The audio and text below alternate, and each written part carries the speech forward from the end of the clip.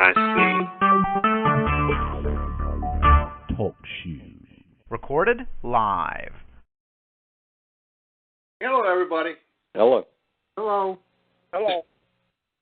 Just give me a minute. We're going to go through, mute everybody, then I'll bring certain people in. Tonight's topic, ladies and gentlemen, is we've been talking about the trust. Everybody's been dancing around it. Nobody has ever come up with where they're getting information from, and that has always hurt us. It's easy to talk. The problem is when you are walking into that courtroom and the judge asks you a question, you better be able to give him an answer of where their stuff is coming from, and not from, I got it from this guy off some internet radio show, or I got it from some friend down the street who lives 3 blocks from me.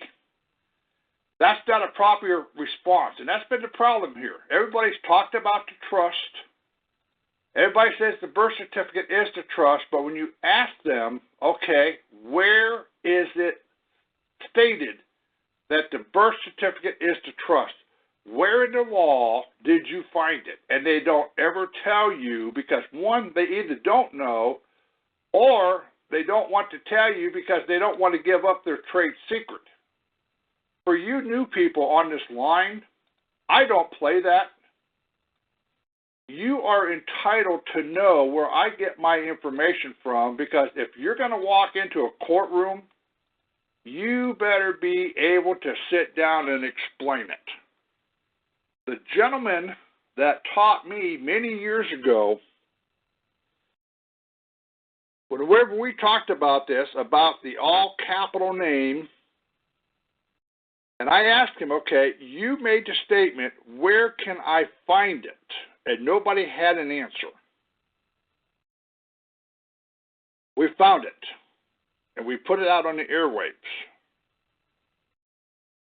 It is in Texas Administrative Code under Corporations, Chapter 79, Section 79.31. It talks about the all caps.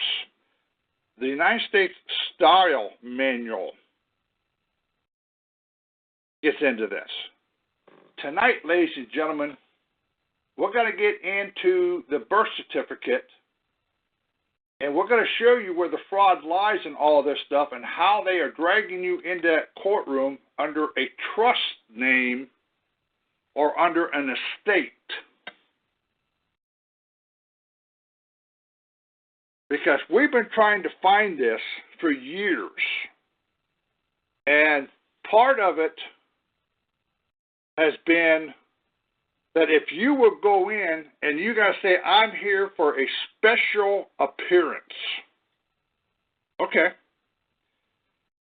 If I was a judge and you was to tell me that I am here for a special appearance, I would want you to explain it to me, so I know what's special about you. People don't have answers. People can't answer that question. I'm here for a special appearance. What's different about your paperwork? That you got the word special appearance here, but I don't see nothing special about your paperwork that makes you special. We're going to get into that tonight.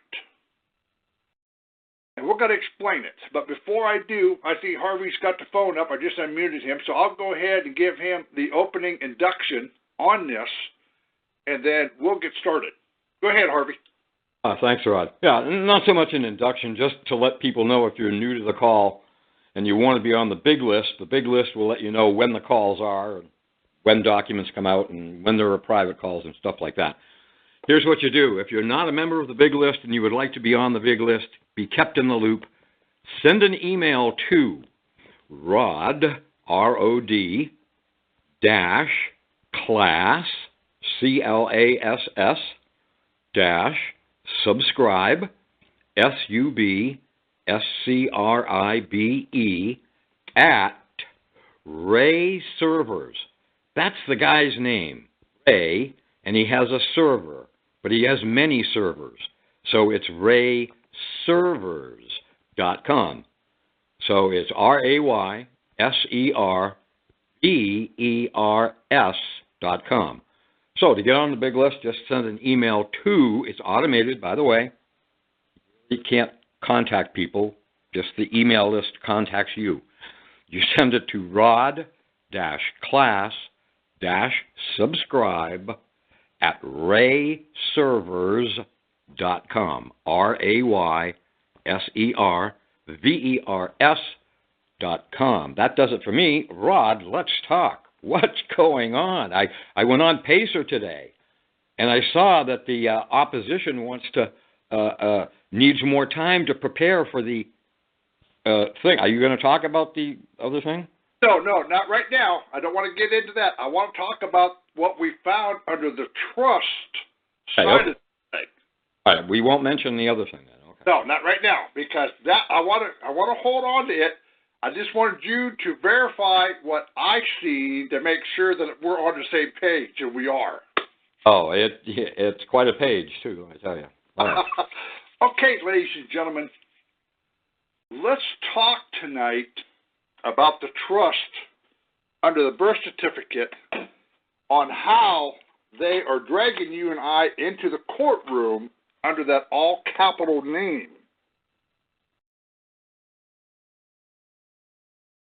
Since Christmas time up to New Year's, I took a sabbatical. I just got away from everything. I needed to take a break. I needed to get my mind clear and get a new line of thought and a new perspective. Since we did the last show, I've come up with some new information, and Harvey and I have been working on documentation. What I've recently discovered, and we're going to cut to the D.C., District of Columbia, state statutes. This is where I found it. I've also found in some of the other state statutes not quite the same wording. But what we found in Washington, D.C. statutes under birth certificate, and why we, all of us, never went and looked under the state statutes for birth certificates on what the definition of a birth certificate is, what is the definition of a live birth, and what is the definition of a person under a birth certificate. And the fact that the Social Security number is attached to the birth certificate, that the moment the child is born, they automatically get a number immediately. And we're going to talk about all this. This is all going to tie this in to what we've been looking for. Under DC Code, Section 7-201, definitions. You go down to Section 9, it says live birth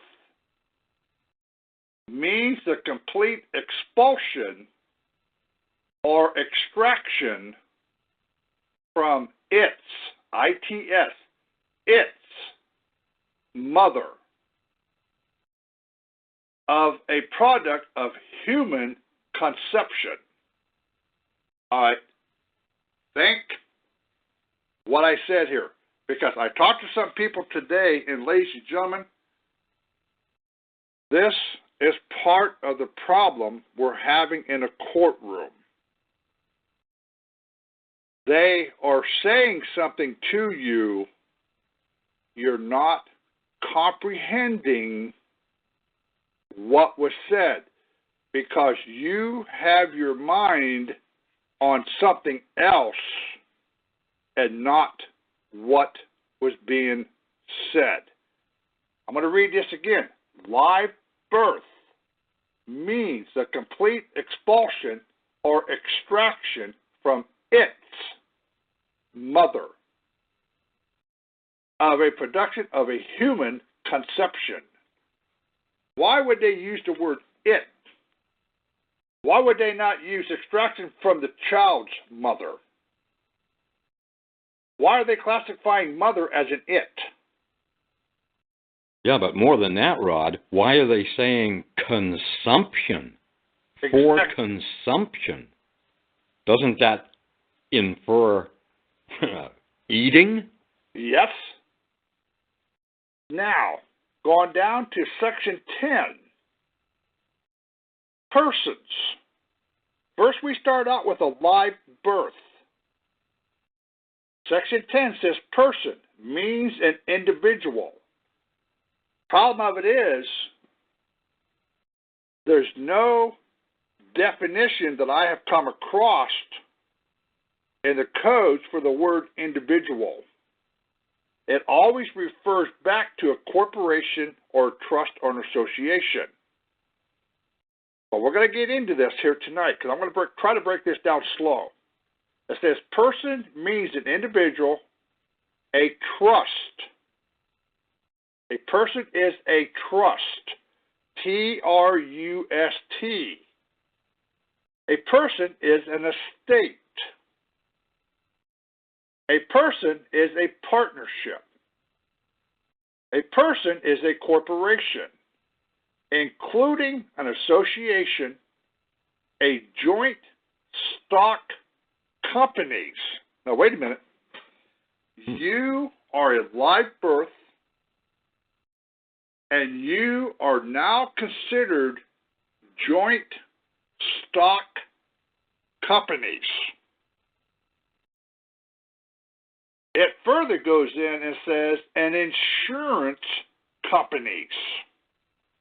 So you are an insurance company, not a living being, not a flesh and blood man. Everything that we're going to get in here, you're not going to hear the word living soul, living person, living man, living child, living son, living daughter. You're not going to hear none of that.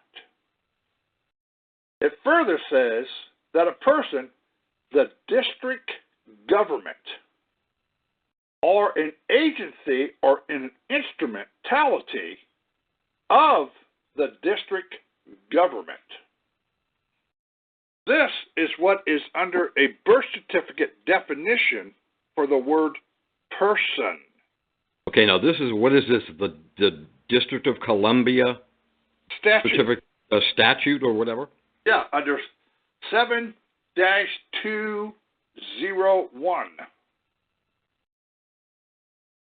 This one gives you the vital records. It's under Chapter 2, Vital Records, definitions. So you are listed at the time that you are extracted from your mother as a trust, as an estate, as a partnership, as a corporation, including an association, joint stock companies, an insurance company, the district government, or an agency or instrumentality of the district government. That's the definition of the word person under the birth certificate. Now, if you were to get into Title 26, USC Code 7701, which is IRS, and it says under IRS Title 26, Subtitle F, Chapter 79, Section 7701, when used in this title, were not otherwise distinctly expressed or manifested, culpable with the intent thereof. A person. The term person shall be construed to mean and include an individual, a trust, an estate, a partnership, an association, a company, or corporation. Ladies and gentlemen, under IRS and under vital statistic records, you are classified as a trust and an estate registered to the state for which you were born, at which point that state, under the 1935 Social Security Act, Title 5, Section 501 and 502, under grants to the state, the day that you came out of your mother and got a number, the state got X amount of dollars for your live birth and federal grant money each fiscal year.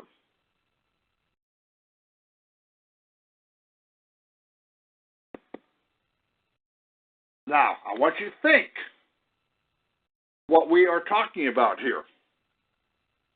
There is the proof that everybody has been looking for to go back and prove that the birth certificate is the trust in this issue. People have danced around it. They have darted around it. Nobody has ever sat down and told you where to find it. So when you now go into these courts, what we are doing and what you need to do, and that is for those who are capable and those who are not, do not run down this path until you get better knowledge behind you to be able to go head-to-head in the courtroom. Because part of the problem that we're running into is this. I want you to think about it, those who have done paperwork. When you are dealing with your paperwork, it says the state of. You will never find an address under the heading of state of. Then they put you down. When you're doing paperwork, you are required to do an address. You're required to tell them where you live so they know where to mail. When you are dealing with the state of or the United States of America, you will never find an address on these people. What I have done in my paperwork, because it has hit the courthouse, I have listed the United States of America as a unknown entity, undisclosed address. I've went back in and used the capital name as a registered government trade name that is either a ward or is a property to the government. Now follow me what we're saying here, because this is important for you to come back in. This is why when I started out, you are to make a special appearance. If you're going to use the state of, and you're going to use that all capital name, and you're going to make a special appearance, you did not take yourself out of the trust side of this thing.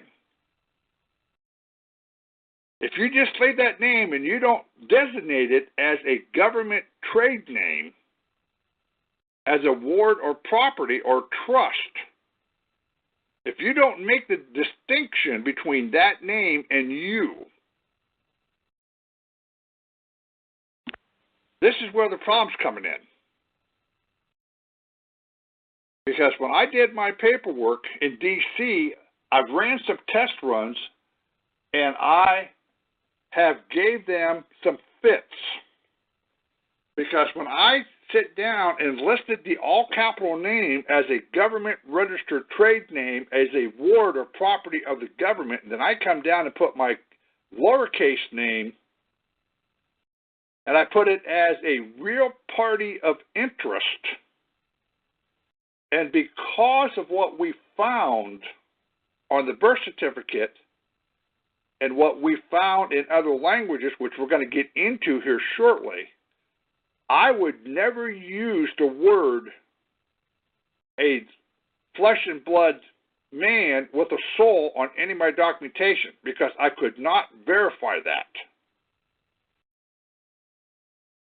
Throughout the year that we've been doing this, we have told you people, if you get into Title VII under Agriculture, under 136, look up the word animal. It defines an animal as a vertebrate, which is a man, a mammal, a fish, and a shellfish. So man is listed as an animal. If you got into the word person, we just walked you through what a person means. It's a trust. It's an estate. It's a partnership. It's an insurance company. It is a district government. If you get under human being, under Title I, Chapter 1, Section 8, it defines you as a human being is a Homo sapien. If you get into the Latin side of this, and you look under the Vatican for Latin language, a Homo sapien is an animal.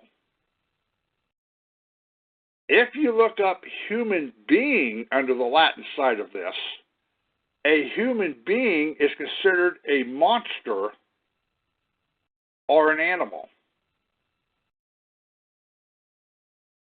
Now, I did, and what we are doing is we're asking for a corpus delicti hearing and a writ of habeas corpus, or a corpus delicti and habeas corpus hearing. Now, why would I ask for a corpus delicti and habeas corpus hearing? We're going back in and we're asking the judge to define the name of Rodney Dale Class, Rodney Dale Class, and Rodney Dale Class.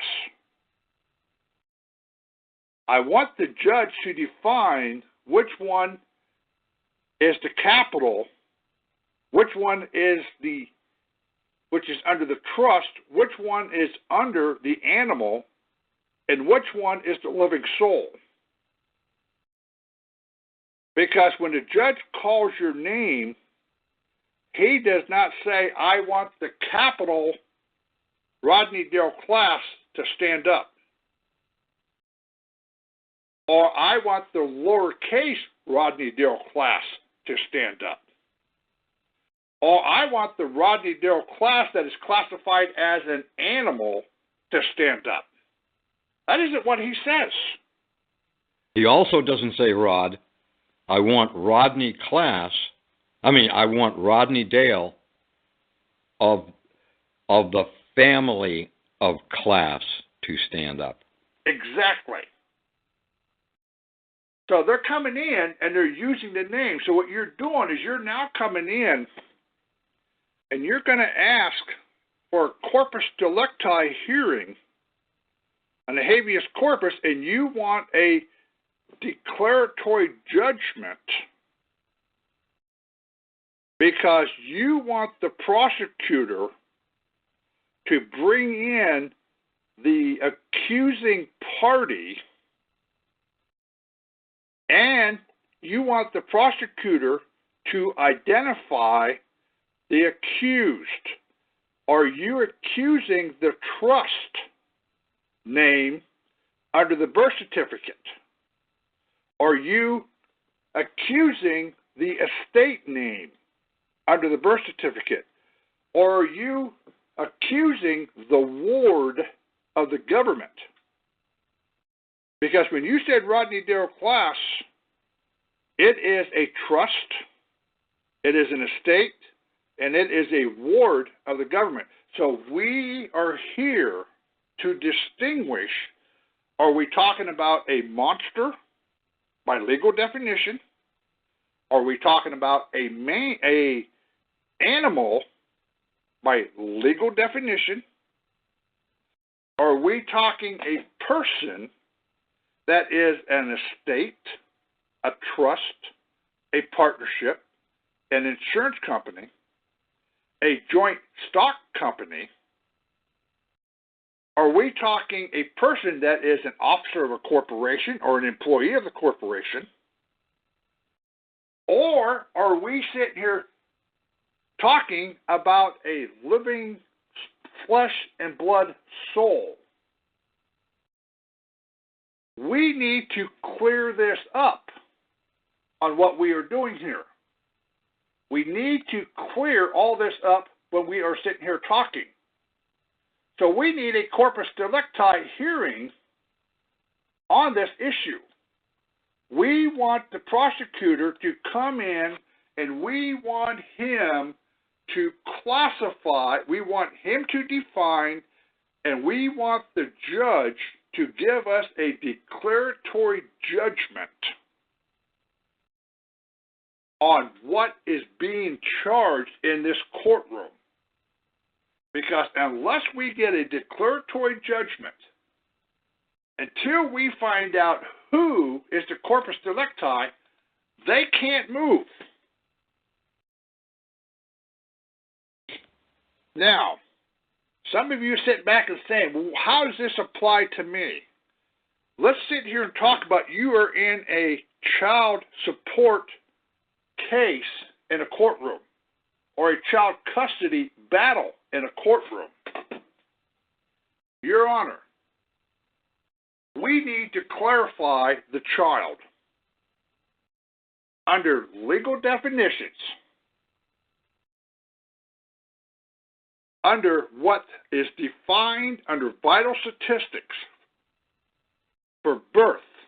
When it says a person, it says it is a trust and an estate. And it says it is registered to the state. Is it not true that all birth certificates are registered to the state? All children are registered to the birth? Yes, they are. Is it also not true that under the Social Security Act of 1935, is it also not true that the state receives federal grant money for that child being born and they're receiving a live birth certificate? Does the state not receive federal grant money?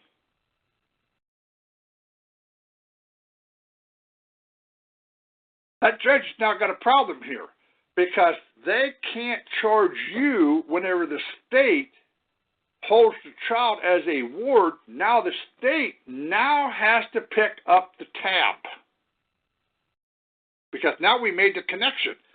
You aren't responsible for it because you are still considered a ward of the state yourself, so therefore the government has to pick up the tab.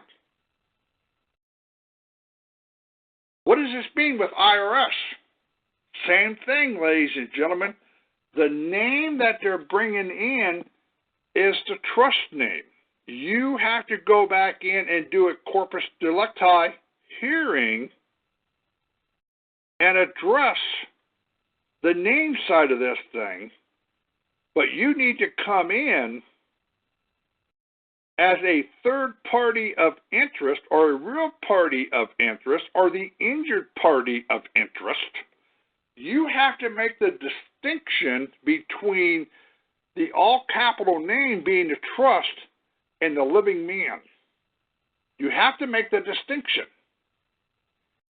And when you don't come in on the third party of this, you're still coming in under that trust name, and the judge cannot hear you, see you, because you're part of the trust. This is where what we have been missing. Tying that trust into the name. It's easy to sit back and say, well, that birth certificate's a trust. Anybody can say that, but if you can't show where it is tied in, that's the problem. Everything that I have done in these courtrooms, anything that I've ever sit back and said, I have been able to walk them through their book and sit down and say, here it is, here's your writing, this is what you wrote. Now explain to me, why aren't you following this? This is going to be one of the hardest things for some of you new people to get into.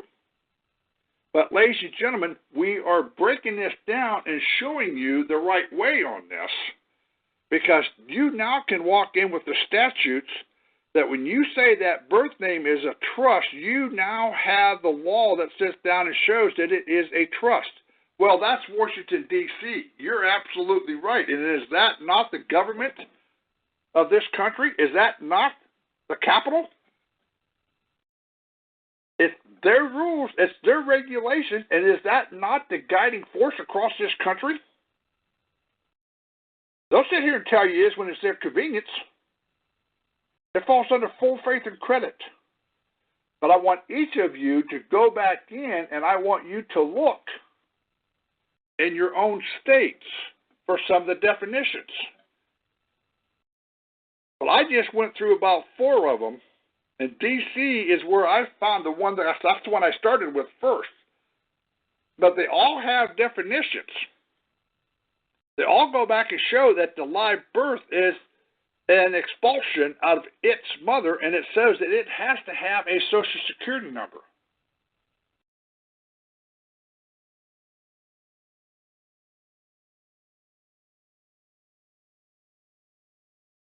This is what we're coming in and doing, because I did something here, and that's what Harvey brought up here earlier. I did something that nobody's ever done. We're going to wait till after the 23rd that we'll get into it and we'll talk about it. But because of the way that I came into this thing, because I named the state as an unknown entity, no known address, and I did the all capital name as a ward, as property of the government, then I came in as a party of interest, as a real living man.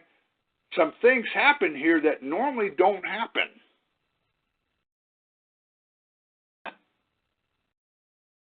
But this is what we have been missing. So now if you're able to get into that courtroom and you can address this with the judge before you get across the bar, it says, excuse me, I want a declaratory judgment here. I want a definition. If I am a defendant, am I a defendant as a trust or an estate, or am I a defendant as a living man? The judge is going to have to give you a decision. You can't sidestep it, because until you clarify what and who is being charged in this courtroom, well, you're being charged. Well, wait a minute. You is not an answer. I'm asking you because I can sit here and prove that the name that you're charging is a trust and an estate. I can prove this in your own laws. So if you're charging the trust and the estate, then we have a very serious issue here. Because number one, the government cannot sue itself, which is what it's doing. Because when it's suing the trust, it is suing itself. And you cannot interfere in them suing themselves. That's not your job. But they're dragging us in. So now we have to make a distinction of who and what is being drawn into this courtroom. That prosecutor is going to have to answer it. And when you go back and tie this into the 1935 Social Security Act, that the state gets federal grant money for every live birth, and you tied into the Alien Registration Act of 1940, and that Alien Registration Act of 1940 is the birth certificate. That's the requirement. That's the proof that they have to have in order to collect the Social Security.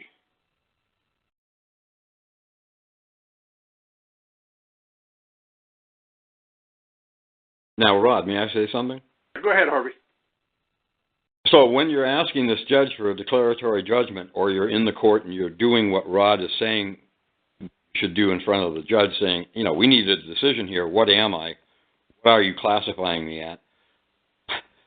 That is the point at which the possibility that they will probably find a way of dismissing under some kind of a technicality, because they don't want this out there. Exactly. And the thing of it is, ladies and gentlemen, I thought about this, of sitting on this until court date. But because certain documents that I have put in hit the courts, laying this whole thing out and explaining it, I've decided to go ahead and broadcast this, and I sent Harvey a zip folder of a trust file of putting this information, which Harvey is going to be working on, and it's going to take a little time for him to get it out. But I have sent this out to other people for them to get a hold of and start using, because the thing of it is, everybody is in major peril at this time. You're losing your home, and now the process of it is, when you're walking into that courtroom on a foreclosure, excuse me, Your Honor, I need the lawyers over here to identify the habeas corpus in this courtroom, as these are the legal definitions of all these terminologies. And the name that they brought in is a trust name to which the state of whatever is getting federal funding off of that birth certificate. And why are they not suing the state instead of dragging me in here when the state has me listed as a trust or as an estate, and the state has already received the money through federal grants? Why are they not suing the state? And Rod, why are they not accessing money from the trust for whatever violation you say I may have committed? Exactly. So now you can get the judge to go back and bring a charge against them, because now they took your promissory note and started turning it into the state for the bank to be paid. They turned around and stole your promissory note, and they sold it on the open market, and now they've embezzled. And they want you to pay for the money. They want you to pay the note. Exactly. The trust should be paying the note, shouldn't it? That's exactly right, and that's what we're trying to get into tonight. This may be over some of your heads because you're new, but ladies and gentlemen, I did a show here yesterday breaking this down, and we're trying to break it down today, even trying to make it a little more simpler, is the fact that we now found the law that made the birth certificate a trust. Because if you walk into a court and says, Your Honor, my birth certificate's a trust, and he's going to say, prove it, you're sunk. This is part of what's wrong with some of the teaching out here with some of these other people. They are not telling you where they got their information from. They're not showing you the black ink on the white paper that you can show the judge. Exactly. And they're allowing you to walk into these courtrooms and get hung after you paid these guys money for their paperwork, and they snickered all the way while they walked off and said, he's going to get hung because he can't prove the paperwork. This has always got me into a pissy mood here. And why on this show we have tried to sit down and write this stuff out and show you where it comes from.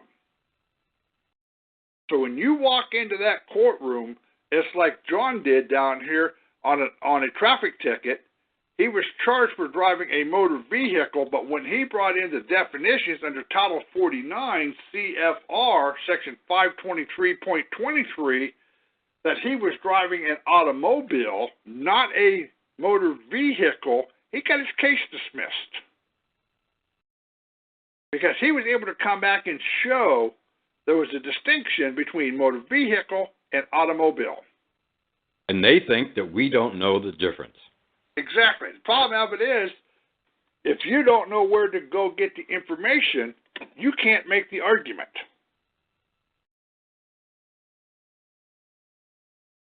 What we're looking at is this. We're opening up the door to be able to come back and sue these people. We have sued them in their individual capacity, and that was always a problem because they kicked it out because the word individual refers back to a corporation. It refers back to the fictional side of this thing. If we would start suing them in their flesh and blood Christian name as a man, living man or woman, and we would make reference points back to that they were under a contract for wages and compensation in a public office, we're not suing the public office. We're suing the living man that held that public office because he breached his fiduciary duty and he violated the civil rights of the people. This is another reason why we're talking about getting this out soon, because it goes back to what Cornforth sit here and said in his audios about prohibition. 80,000 people did a massive lawsuit across this country against the federal government on prohibition, and they dropped prohibition because they could not handle the lawsuits.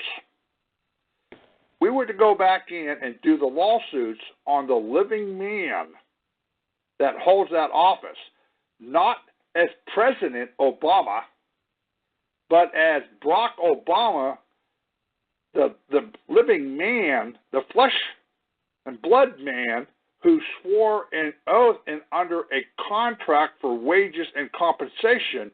This now opens up a whole new avenue because now you name that party as a living, breathing man, and if you will name the judge, which is what I did in my paperwork, we named the judge, because Harvey and I worked on this, as a living, breathing soul that has to be honorable and have integrity under his contract to that office.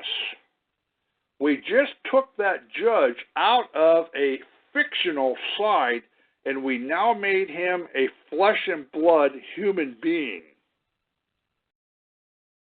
As we would understand human being, not as their understanding as an animal. We brought him over to the common law side. This is what we've been missing.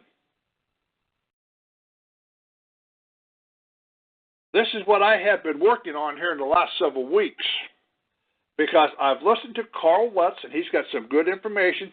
I-man. But then I got thinking about it. I-man.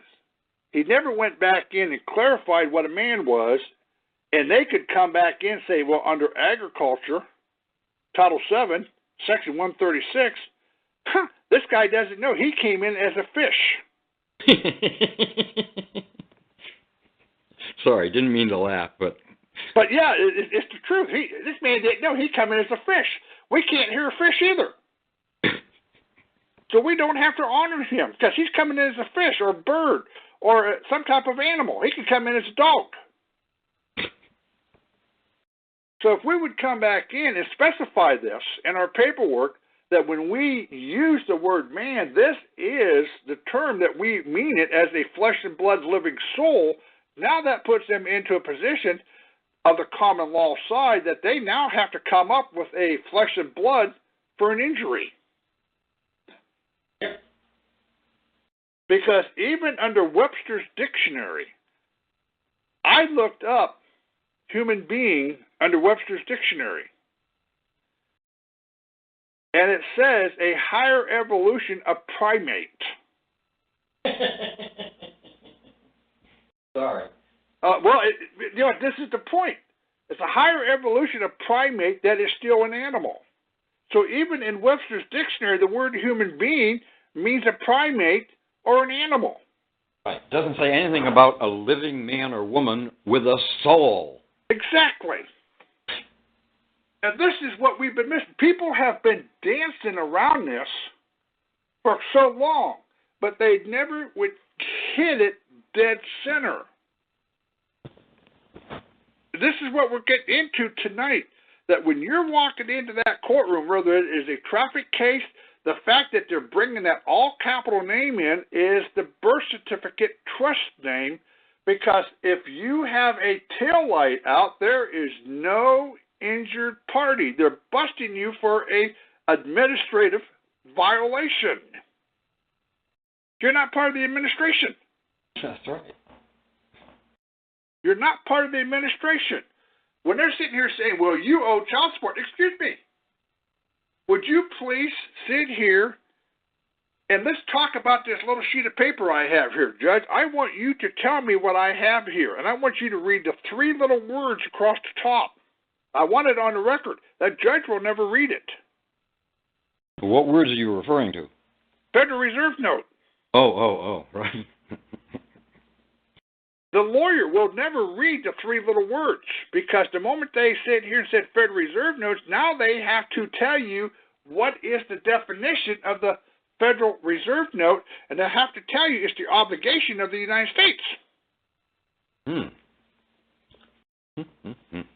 That's a fine howdy-do. Yes, it is. Okay. This is how they have intermingled this among us with what we're doing. These are the pieces that we have been missing, but these are the pieces that we have been working on throughout the years, that we're finally putting this piece in this puzzle right down to the nitty-gritty of trying to short it down to the quickest argument in these courtrooms to get out of these courtrooms. So when you're in that bankruptcy, is this your signature? Yes, that's my name, but now we need to ask you a question. Does that name reflect the trust name under the birth certificate that is a trust and an estate under the bankruptcy, which the state has already been paid for, or are you referring that as the living man's name? And if you're referring to it as the living man, where is the living man that is the injured party here? And why didn't they not sit here and turn this into the governor or the attorney general, which is the receiver and the trustee for the federal grant money under the Social Security Act? Why did they not turn this into the governor? To have him pay it? Yes. I don't know. I don't know why they didn't do that. Gosh. Because they knew that we were so ill-informed that we would take responsibility for it, or at least think we had responsibility for it. Exactly.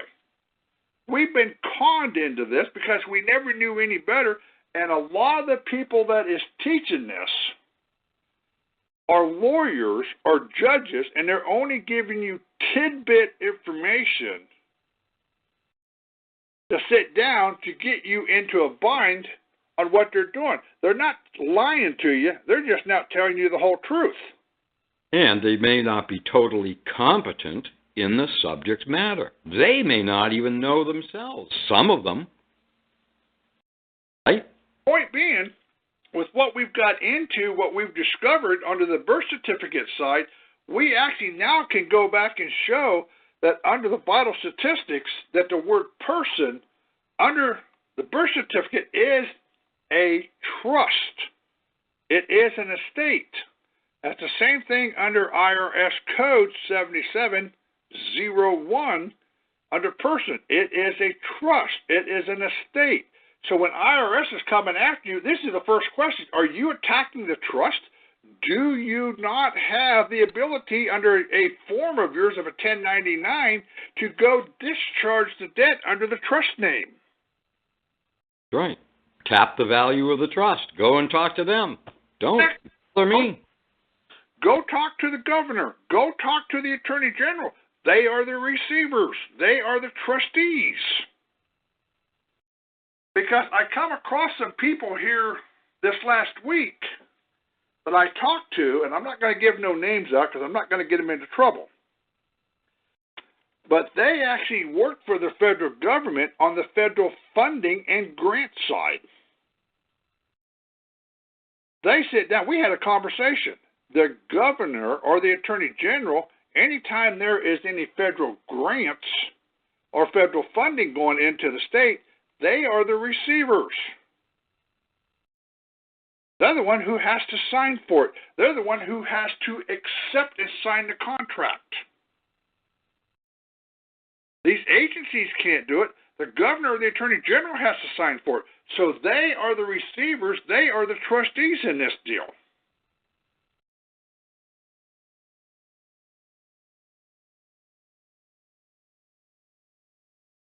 I hope some of you are getting the drift of what we're getting into and explaining this, because it's going to change if you can explain it and you can walk it and talk it, and you can stand your ground on it. We're going to start seeing a change in these courtrooms, because they're not going to want to keep playing, because once we start exposing the corpus delicti in this courtroom, that it is not a flesh and blood, but it is an administrative agency, or it is another trust. A trust cannot sue a trust, especially when it belongs to the government. This would be in the same fashion for you to go down and bring a charge against yourself in the court. You're going to go down and hire a lawyer to defend you, and you're going to go hire a lawyer to charge you. They're not going to do it. It makes no sense. Go ahead, Harvey. I said they wouldn't do it because it makes no sense. Exactly. So this is what they have done, is by us being brought in as the ward or the state, they are charging their own system, but they've drugged you and I into this because they had to have a flesh and blood to justify embezzling the money. Now the problem is this. That money was given to the state to pay off the debts and to take care of its bills. That money was not given to the state for the court and the lawyers and the judges to go embezzle it off of the state for their own private retirement plan. Or to make us pay twice. Exactly. And we're not paying because we're using Federal Reserve notes, so all we're doing is creating another debt, and they're stealing your labor. Now, the other issue here tonight is that I made a trip to Duke University into their law library. Their law library has all the congressional books that the Library of Congress has, identical. While we was in there, we started looking for the validation of the ratification of the codes. What we found was this. We brought this up on a previous show that Volume 43 of the Statutes at Large stops on March 4th, 1925. And Volume 44, Part 2, it picks up on December 16th, 1925. We're missing 9 months between March and December, roughly. And Volume 44, Part 1, says December 7th, the codes and the laws of the United States was codified. Listen to what I said. It says the laws, the statutes at large, was codified into the codes and the laws of the United States. Codification means they put them in order. They put apples with apples, pears with pears, peaches with peaches. Anything that dealt with banking went into Title 12. Anything that dealt with criminal activity went into Title 18. When they passed H.R. 10,000, which is Public Law 440, Public Law 440, when they passed it, they only passed in order to codify it and to put it into a category so they could easily find it. Under Public Law 441 was the publication. The librarian was there. She was a college professor for the law school. She's working in the library, and then she goes back and does her classes. She asked me, what are you looking for? I said, what I'm looking for is the ratification in the Act of Congress. Here is 440, where they sit down and they took the statutes at large and they codified them into organization. She says, you're right, that's what they did. Under 441, they ordered it to be printed on June 30th, 1926. She says, yes, they publicized it. Where is 440 and a half? She says, what do you mean? I said, well, I walked her through the statutes at large. I says, you see where if the state wanted a bridge, they had to get a congressional act passed to get a bridge. She says, yes. I said, you see here where if they wanted a piece of property, they had to have a congressional act passed in order to get a piece of property off the government. She says, yes, they do. I said, you can see here where they passed the public law to codify the statutes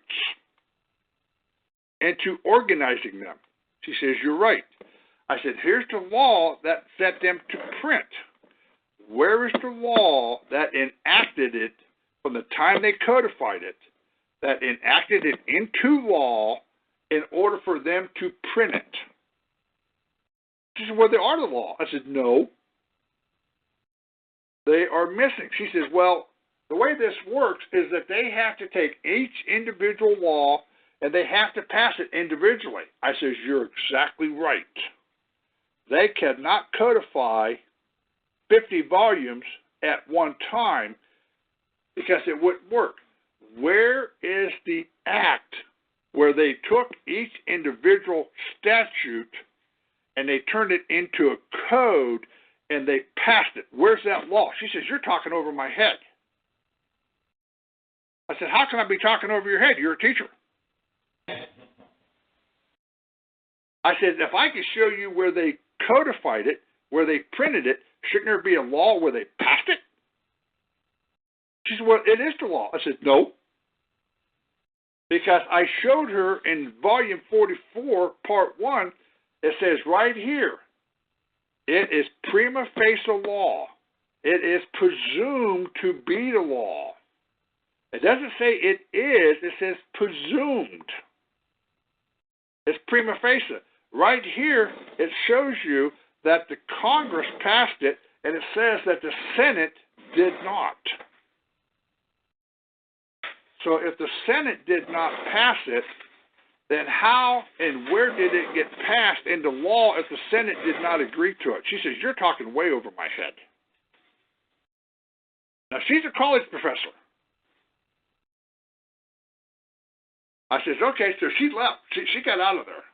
Well, later on, I was in here, and I started looking because they said that the USC codes was put into positive law in 1948. Well, I found it in 1947. Title I and up through was put into positive law in 1947. So then we started working back. We got into 1931. 1931 gets in and it states that the revised statutes, certain of them was repealed and put into the United States Code. I said, no, they can't do that. She came back and we got talking about this. I said, look, I got another question to ask you.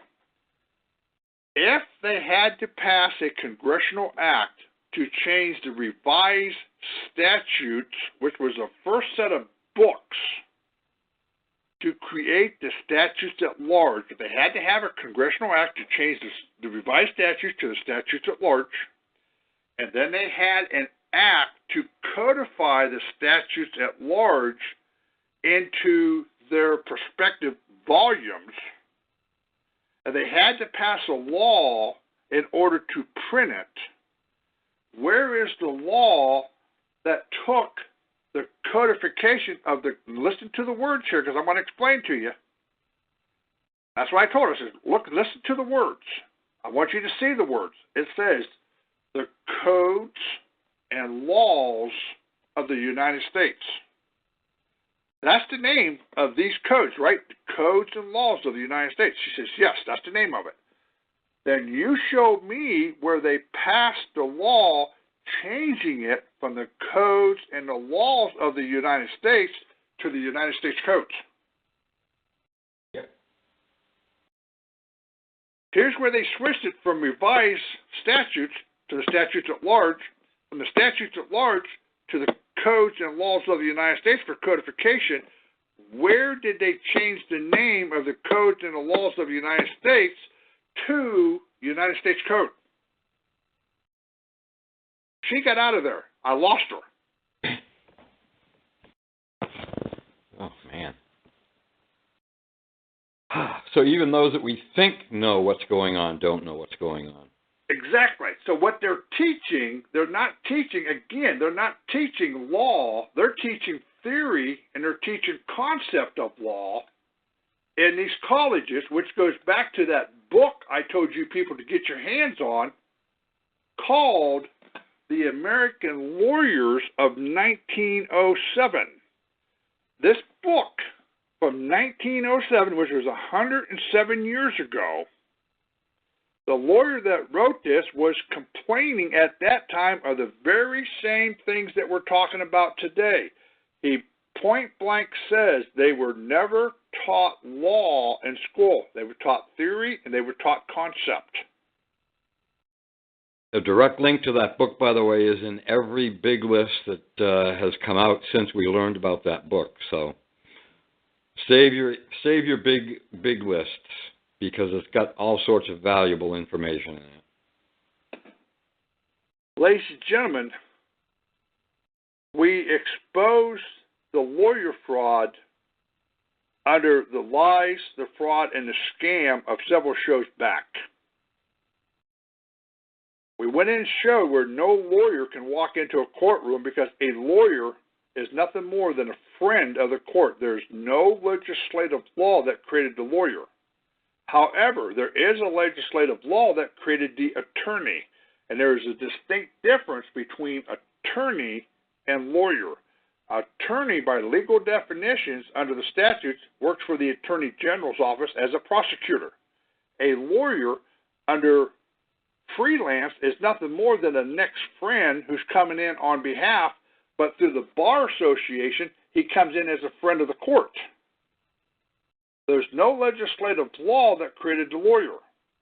There's no law that says a lawyer is the only one that can represent somebody else. Exactly. This is their own private bar association. This is their own private ruling.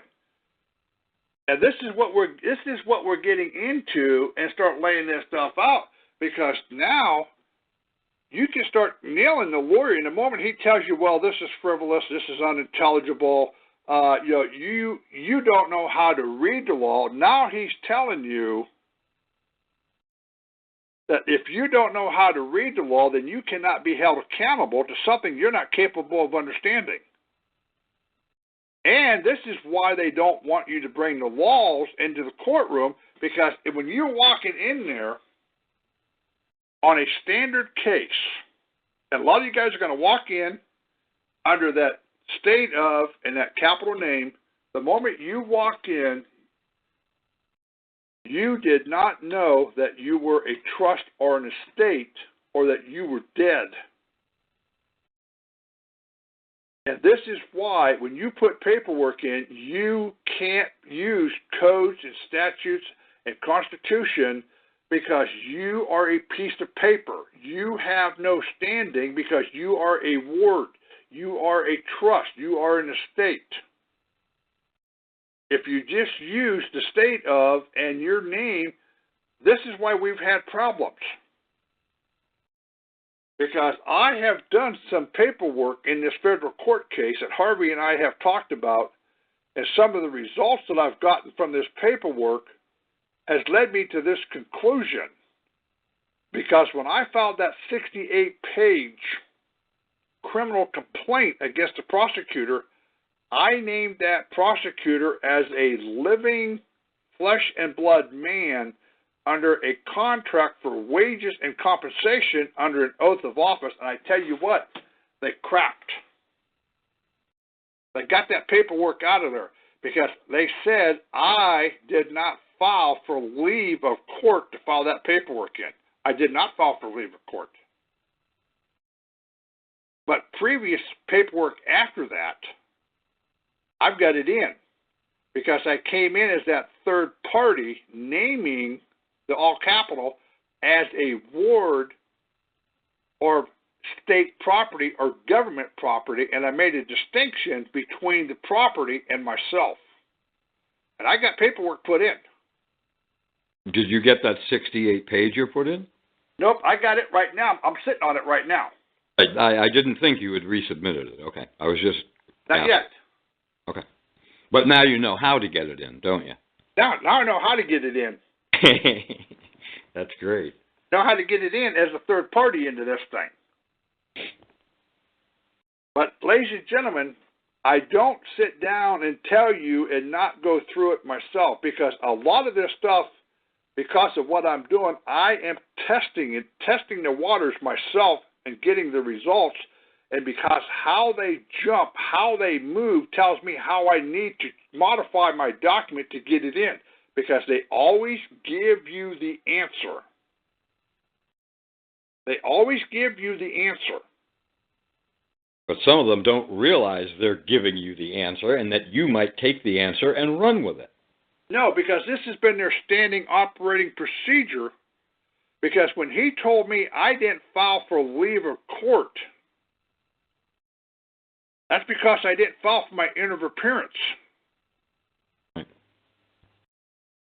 And when I filed for my end of appearance, documents got in there. I got in here as the living man, not as the ward, because I made a distinct separation between the two. So tonight's call, basically, ladies and gentlemen, is to try to get you to understand, and you're probably going to have to go back, listen to the archives, by all means. That's why this stuff is being recorded. And I want to tell you what,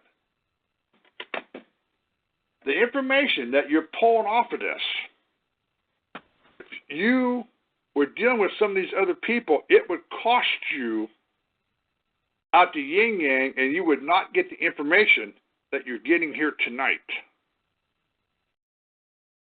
We're not charging for this.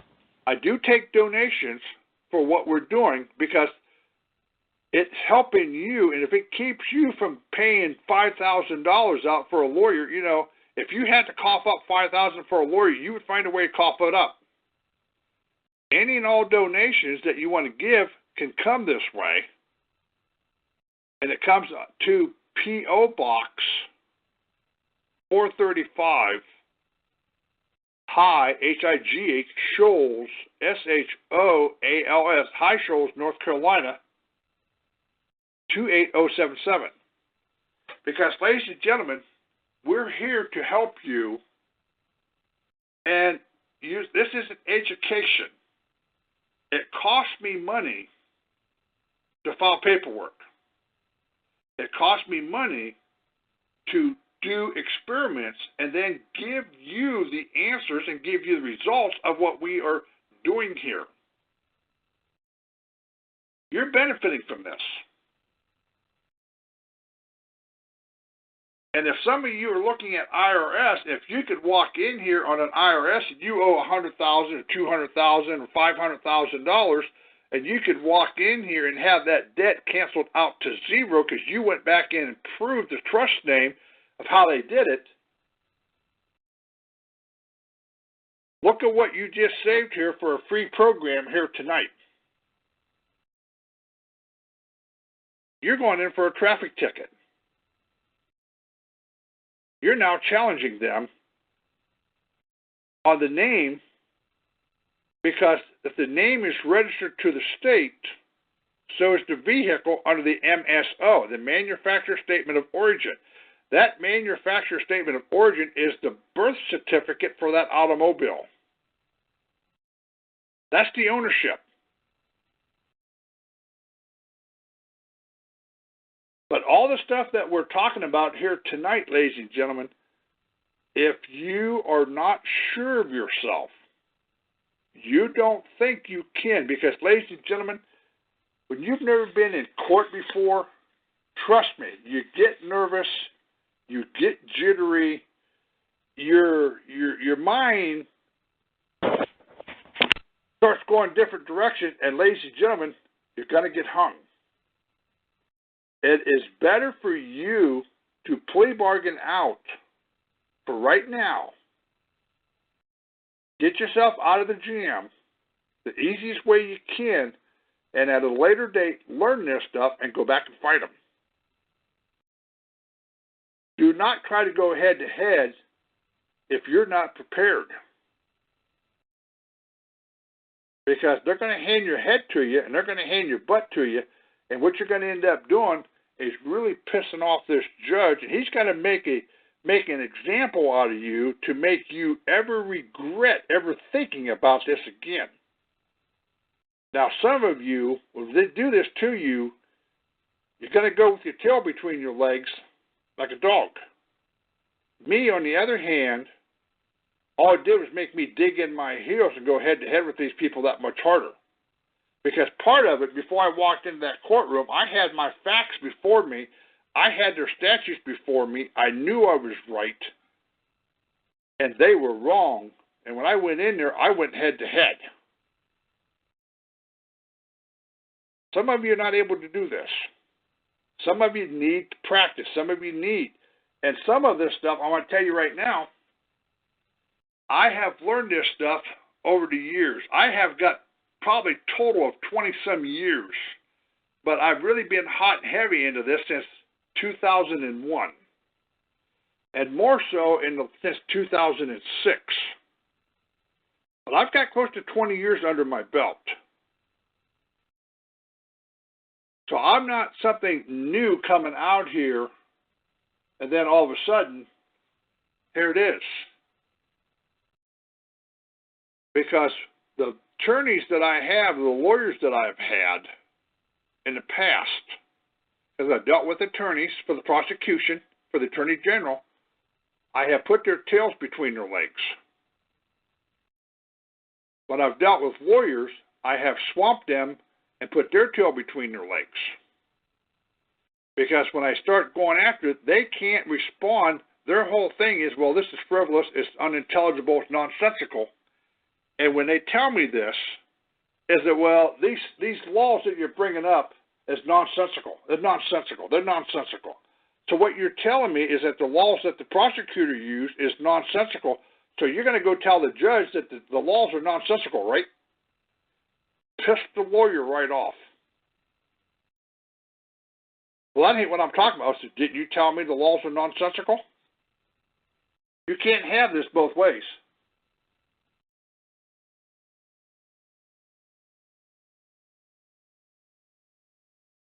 This is where you got to have more answers than they have questions. You've got to be able to answer every single question and lay it out and baffle them with knowledge and understanding. Ladies and gentlemen, this is a battle of wits, of intelligence with these people. This is not arm wrestling. This isn't sumo wrestling. This is a mind game. It's head to head, knowledge against knowledge. understanding against understanding, and we're trying to break this down to the most simplest form, and we have finally got this down to the birth name, the birth certificate, the vital records that actually identifies that person as a trust and as an estate and as everything else. And when you get into all the other definitions of the word person, no matter where you go into the statutes, it defines it as everything but a living being. Everything but a flesh and blood soul. It defines it as everything as but that. But we had to find the birth certificate side of how it defined it under the birth certificate. And once we got that, there's the foundation that you're not being brought in there as a living man. You're being brought in there as that trust that everybody's talking about. You're being brought in as property, the estate, the ward. That goes back to the birth certificate that when you was born, you were turned over to the state by your mother because the maiden name gave birth, the married name signed you over to the state for a ward. And that's how the state got into this. So think about how you want to argue this, ladies and gentlemen. Think about how you want to go head to head with these people. You don't get arrogant. You don't get nasty. You just sit here and say, hey, here it is, here it is, here it is. Prove it wrong. These are your writings. Your law society wrote this up. Your legal system wrote this up. Your lawyers wrote this thing up. These are your definitions. This is how you define these things.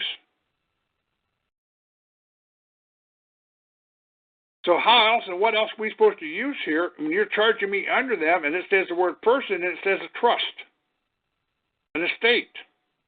What are you charging here? It sure ain't the living person. And they rely on that you're not smart enough to go back and look up the law that you was charged with, because 99% of the people will not take the effort when they get charged with the law. They will not go look it up and see what the charges are. Well, I got charged for this, and I'll just leave it at that, and I'll just throw the ticket. They won't go back and do the research. They won't go back and see what they were charged for and how it was taken out of context. That's the number one problem. You don't do the research. If I'm being charged for something, I want to know what I'm being charged with. It's like the incident here with the blue light. Your Honor, Mr. Class had a blue light. It was not manufacturer original equipment. Okay, fine, I object. What do you object to? I can sit here and show you where these police cruisers doesn't come from the manufacturer of the blue light either. They have a private contractor in Charlotte that puts them on. Well, we're going to skip that part of the law. Knowing, ladies and gentlemen, being able to have an answer. How many of you, if you never heard this, would have been able to come back and say, well, the law says it's manufacturer original equipment, that you could have come back and say, excuse me, I object. Because I can show you where not one single cruiser came from the manufacturer with the blue light and the decals on it. Because number one, I went down to the dealer and I asked them, they said no, they have a private contractor that comes out of Charlotte that does it for them. That's not manufacturer original equipment now. How many of you could sit down and say, okay, we have a problem here because here's the job description for this police officer. It says he is to sit down and be a bailiff in this courtroom. He is to serve paperwork on behalf of this courtroom. He is to work at the prison. Now, what did I leave out? Where is the law that allows this man to come out on the street and give me a ticket? Because his job description only is a bailiff, a paper server, and a prison guard. Where does he have the authority under the law to come out and arrest, hijack, kidnap, handcuff, detain, and steal me off the street?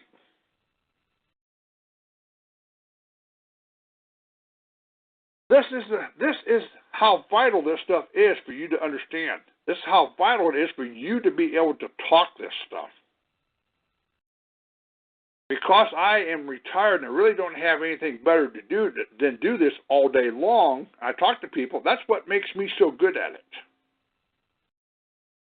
Most of you people have lives that you really don't have the time to devote to do it what I'm doing. So we're trying to give you the shortcuts on all this stuff to make it simple for you. Oh, speaking of that, Rod, are you going to do any more seminars coming up in the near future or not? Yeah, once I find out what's going to happen in D.C., then we're going to start setting up seminars. Okay, all right, because there was a question on the board. Are you going to do another Tennessee seminar or whatever? So, okay. All right. Yeah, once I get what we're dealing with in D.C., then we're going to start setting up some seminars. Because, see, now we've got a problem here. We're going to put you under a gag order. Would you please show me the law that you can do it is? Put me under a gag order, and while you're doing it, I would like to have your prosecutor, I want him to get a certification of the law, how it was passed by the House and Senate, and I want him to produce it that you can put me under a gag order. Yeah, that would be a good one. Because you've got to remember something here. If you're going to put me under a gag order has to work two ways. And that means that you have to quit your criminal activities if I can't talk about it. If I can't talk, you have to quit. As long as you are continuing your criminal activities, you're now in breach of the gag order.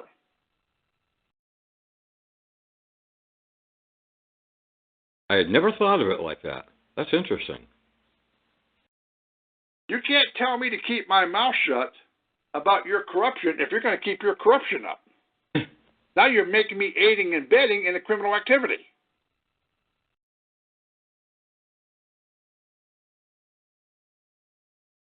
Think about it, ladies and gentlemen. It's a simple logic. All right, I got a couple callers I want to come in. Let me bring in some callers. We're getting into close to the bottom of the hour.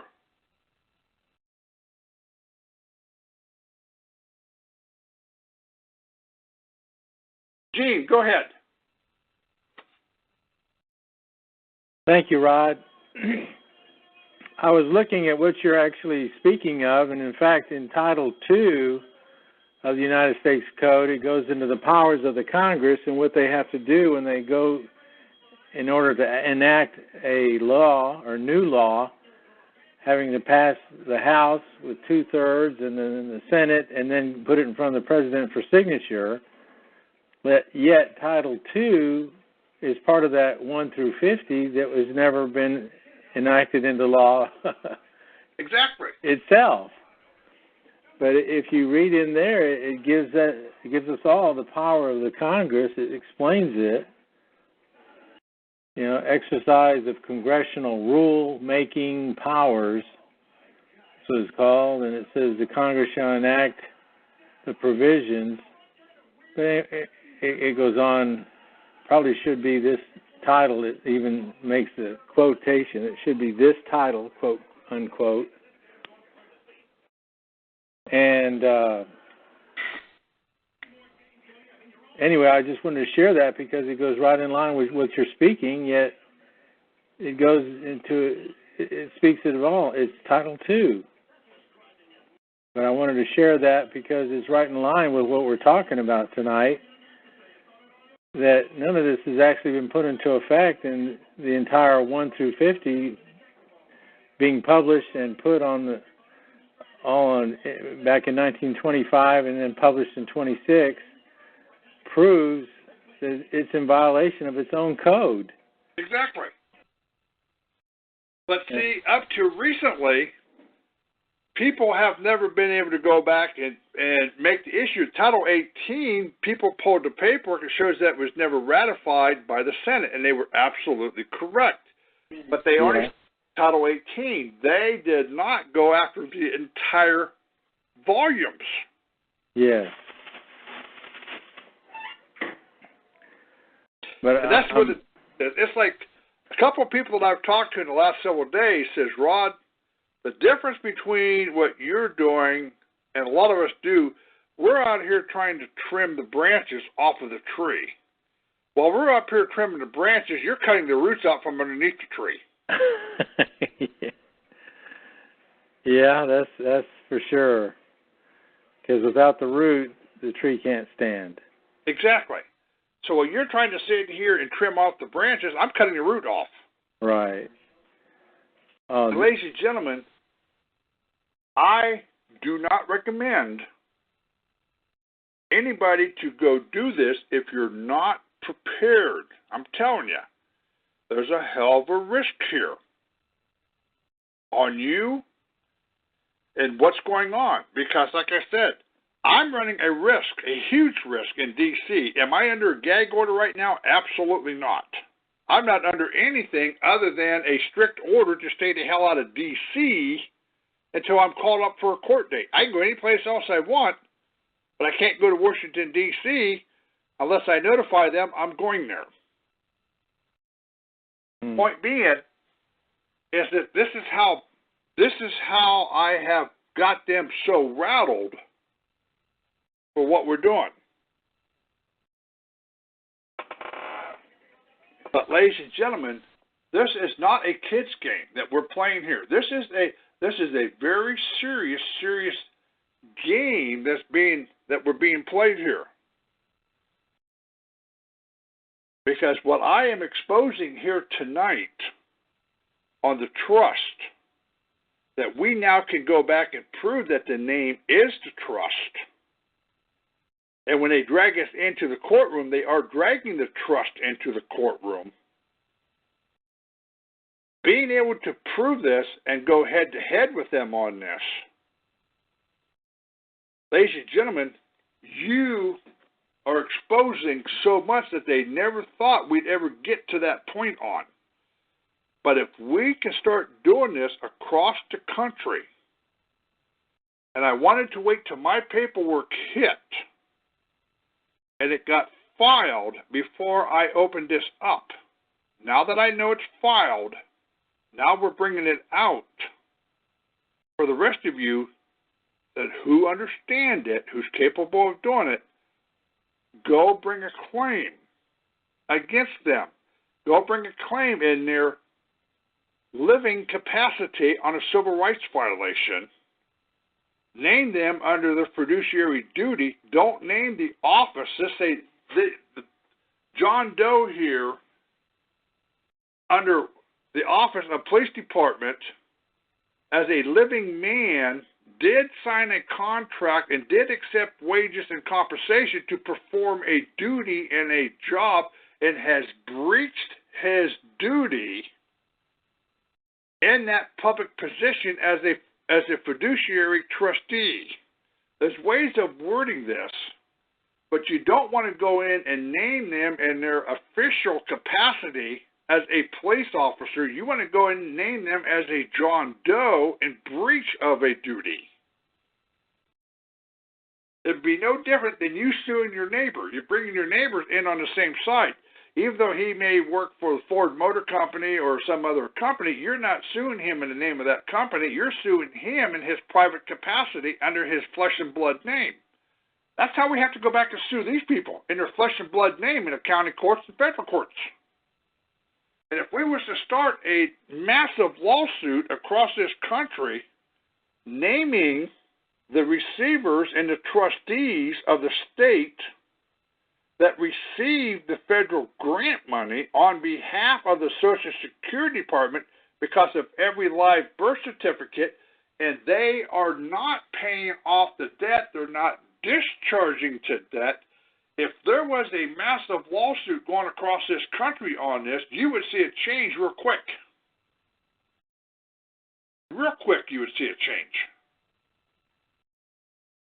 And if you was to go back and sue the head of DOT, not under his official capacity, but sue him as a man who took an office under wages and contract, you've got him in breach of his contract, his fiduciary duty, that you were not required to have a driver's license and a tag on your vehicle because you drive an automobile, not a motor vehicle. You're not in commerce. You're private. But let me say this before you go out and do this. Do I believe in a driver's license? Yes, I do. I believe everybody ought to have some type of ID that shows that they're qualified and capable of driving, But let me pass this by you. Let's sit here and say that your car breaks down. You have to get a rental because you don't have a driver's license. You can no longer get a rental because you don't have a license for commerce. That's the downfall of not having a license. There's other things that we can get around on. Do not shoot yourself in the foot because you get a hangnail.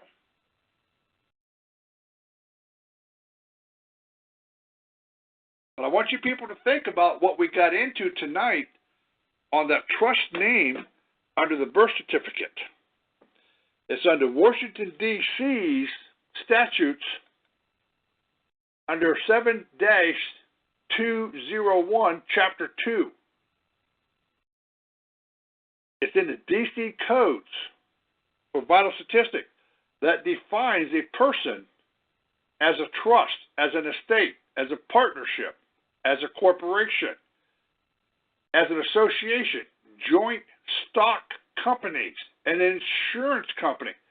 Whoever thought the moment you became born that you automatically became an insurance company and a joint stock and you become the district government and an agency and instrumentality of the district government? Whoever thought that we had this tagged on us the moment we came out of the chute? We would assume that we was considered a miracle and a live birth. And we got all these job titles. We got all these job titles and didn't know it. And we can't get a job with all these titles.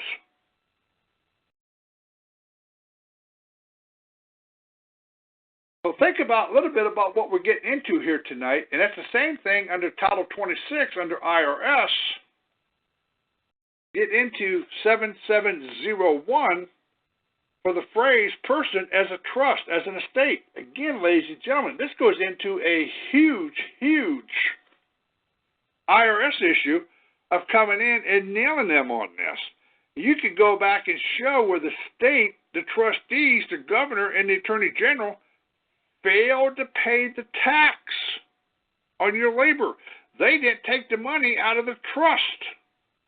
They should be charged, not you. You need to point the finger over there. Hey, this is your definition of the word person. You have me down as a trust. The fiduciary trustee, the receiver, is the governor and the attorney general. Go knock on their door.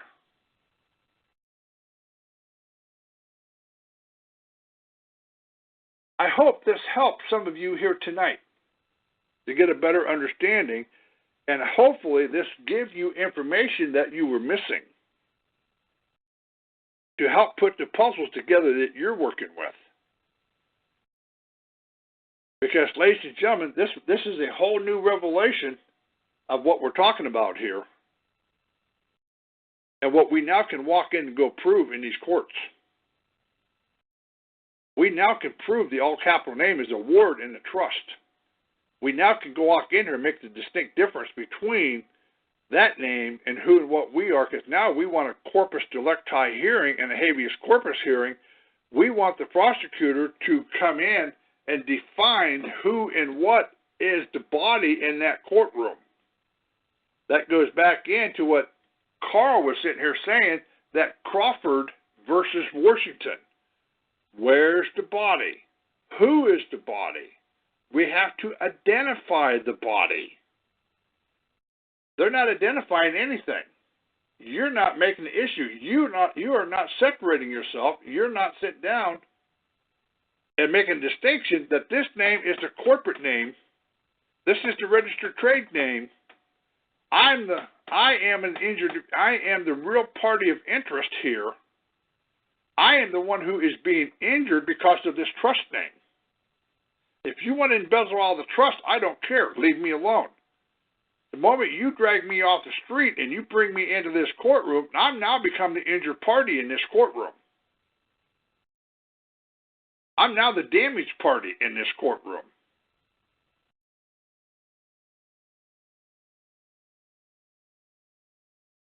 So give it some thought here tonight, ladies and gentlemen, on what we're talking about. And I said, I hope it helps you.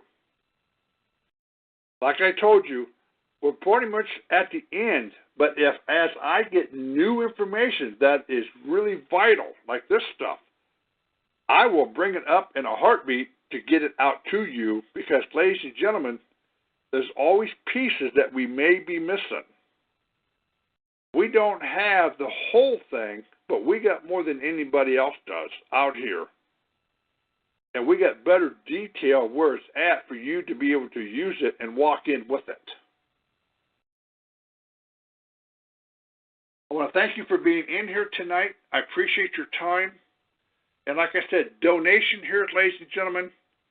Donation helps me file paperwork off, helps me get back and forth in some of these court cases of what we're doing. They may be my court case, but you are getting the benefit of it, and you're getting the knowledge off of it, and I don't see anybody else out here sharing this information with you on a lot of this in the detail that we're giving it to you. Like I've said before, veterans have paid for this. Arlington Cemetery is full of them. Our cemeteries are full. We got a lot of disabled veterans. We got a lot of veterans in this country. They risk their life for your freedom. You can't buy this information. That's why I do not sell it. That's why if you'll send me an external hard drive, I will give you the information. Donations are always welcome because donations help. And if you want to send donation, the address is P.O. Box 435, High, H-I-G-H, Shoals, S-H-O-A-L-S, High Shoals, North Carolina, 28077. Because we're here to share information with you. I'm not here to sell you information. I'm not here to barter with you. I'm here to give you the help that you need because, ladies and gentlemen, this is as much your freedom that's being stripped as it is mine. And if I'm being stripped, you're being stripped. And if I have a means of coming up with answers, then I have a duty to sit down to share this so we all can benefit from it. Because we need to take our country back, and we need to hold these public offices accountable for the money that they have maintained out of these offices and not doing a service for the people. This is no different than you working in a factory, drawing a paycheck, and doing nothing. That's exactly what these people are doing. They're drawing a paycheck, and they're not doing anything but railroading and stealing off of us. Have a good night. Thank you for being in here. And if anything else comes up, I'll give you a call. I've got to be in court on the 23rd of January, which is next Thursday. The hearing is at 11 a.m. Visitors are welcome. And the address is in the big list, so. Yep. It's at the United States Federal Courthouse. It's at 333 Constitutional Avenue. And the courthouse has a specific name. It's the Prettyman Courthouse or something like that. Yeah, and I believe it's room 27A. Okay. But, ladies and gentlemen, we need to work together. We need to share information because we're all in the same boat. And if the boat sinks for one of us, the boat sinks for all of us. And if you can't swim, then you better learn how to share and plug in the holes up in the boat because you're going to go down with it if you don't. Thank you, and have a good night. Thank you, Rod. Thank you, everybody. Thanks, Harvey.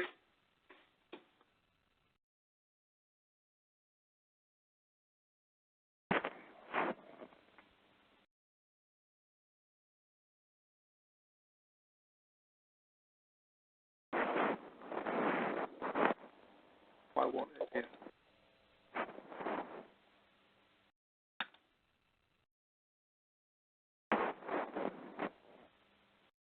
Not allow me to end it. Huh?